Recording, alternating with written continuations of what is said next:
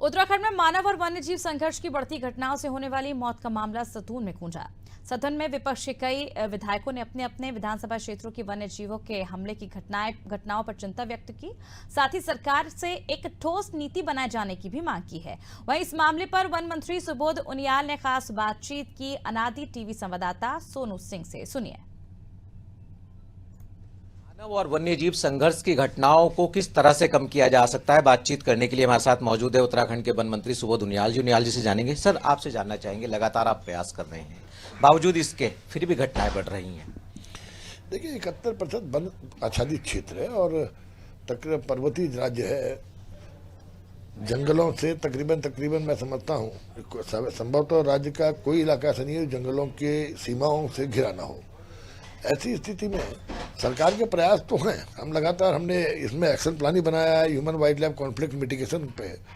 साथ साथ जो संवेदनशीलता दिखाते हुए जो इस तरह की क्षतियाँ जब हुई हैं, पशु क्षति भी हो या इंसान की क्षति भी हो या घायल हुआ हो या खेती का नुकसान हुआ हो, इसको भी कंपनसेट करने के लिए मुआवजा बढ़ाने का भी हम लोगों ने काम किया है। कई और व्यावहारिक दृष्टि सोचते हुए भालू से नुकसान को भी पहली बार शामिल किया गया और ततैया और मधुमक्खी, बंदर और लंगूर से अगर कोई आदमी घायल होता है या उसकी मौत होती है तो उसको भी कंपनसेशन देने के प्रावधान में करते हुए 4 लाख के कंपनसेशन को 6 लाख करने का काम किया।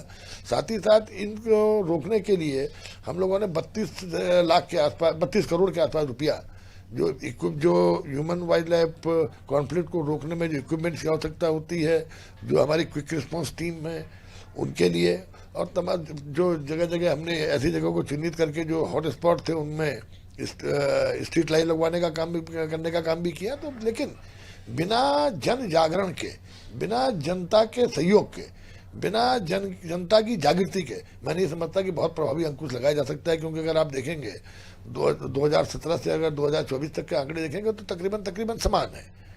आम इंसान से क्या कहेंगे, क्योंकि एहतियात बरतने की, सतर्क रहने की भी हमें जरूरत है, खास तौर से ऐसे इलाकों में जिन क्षेत्रों को हम वन्य जीवों का क्षेत्र मानते हैं। देखिए, एक तो अपने गाँव के आसपास कभी कूड़ा इकट्ठा न करें, क्योंकि इसको देख के भी जंगली जानवर चला आता है। खाने पीने की चीजें लोग इस तरह फेंक देते हैं जिसके लिए जंगली जानवर चला आता है। दूसरा, झाड़ियाँ को काटने का काम करें। हम भी ग्रास कटर दे रहे हैं ऐसी जगह पर, तो झाड़ियों को पनपने न दें, क्योंकि ज़्यादातर इस तरह की घटनाएं झाड़ियों में छिपने के बाद अटैक करने से होती हैं। तीसरा, बिजली जो स्ट्रीट लाइट्स हम दे रहे हैं, लेकिन अपने आप भी प्रयास करके, ऐसा नहीं है कि ग्राम प्रधान जी 20,000-25,000 रुपये की एक लाइट आती है कि वहाँ पर ग्राम सभा उसका इंतजाम ना कर सके।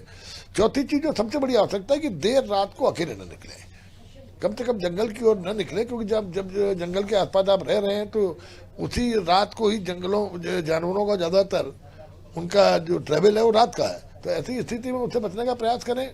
और जो मैंने कहा, सबसे बड़ी चीज़ है कि गांव के आसपास कहीं पर भी ये गार्बेज या कूड़ा कबाड़ा इकट्ठा ना करें, क्योंकि जानवर इस पर ज़्यादा आता है। बहुत बहुत शुक्रिया हमसे बातचीत करने के लिए। तो आपने सुना उत्तराखंड के वन मंत्री सुबोध उनियाल को, जिन्होंने बताया कि किस तरह से उनके स्तर पर लगातार मानव और वन्यजीव संघर्ष की घटनाओं पर विराम लगाने के लिए प्रयास किए जा रहे हैं। अपने सहयोगी कैमरा राहुल के साथ सोनू सिंह, अनादि टीवी, देहरादून।